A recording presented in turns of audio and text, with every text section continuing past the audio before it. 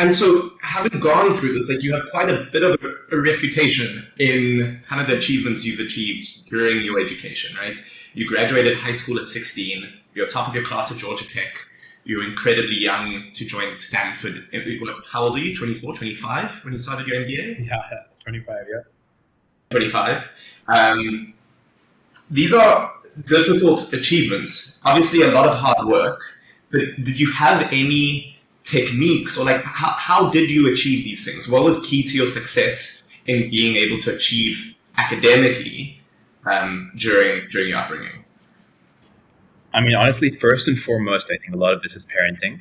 I owe a tremendous amount to my parents and the environment that they made at home, because I had the luxury to come back home and spend my entire evening studying or working if I had to. Not that I did. I played games as well.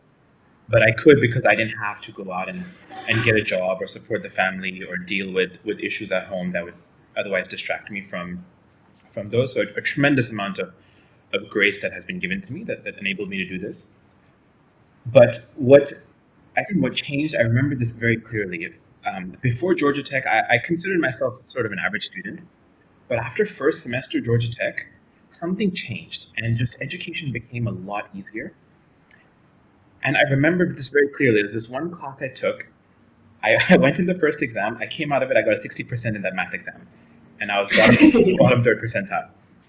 So at that time, I was like, wait, I'm the smartest kid in the world. And I look at the 60%. I'm like, what is happening? Right? Like, I am suddenly in an area where everyone is talented. Everyone is smart. And that was sort of the wake-up call that you got to work hard. So I think before that, I was sort of fixed mindset. I'm smart. But at Georgia Tech, that got shattered in the first test. And I became growth mindset with regards to, I need to work in order to learn. Otherwise, I'm not going to be able to keep up. That was the first thing. The second thing was I took my first coding class ever at Georgia Tech. And that class forced me to think in a very logical, step-by-step sequential manner. And when I took that learning from there and applied it to my other technical subjects at Georgia Tech, it became so much easier. Because I would go to those classes, I would take notes, and I would take notes as if, can I now go back and explain this to a stupid computer? Because a computer, you have to tell it step by step, right? You can't tell a robot, go vacuum my house. No, you have to tell a robot, vacuum 5 steps forward, 2 steps to the right, 1 step back, and draw the entire map of the house in like the dumbest words possible. So I think those two things was what changed for me.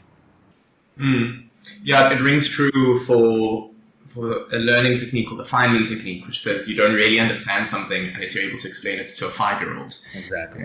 And I think coding is a similar thing. Coding, a computer in some ways is the silliest person out there, right? If you do not tell it exactly what to do, how to do it, it will not do the thing you're looking to do. So I think it definitely forces a style of thinking that applies to then many other places like physics and math, etc.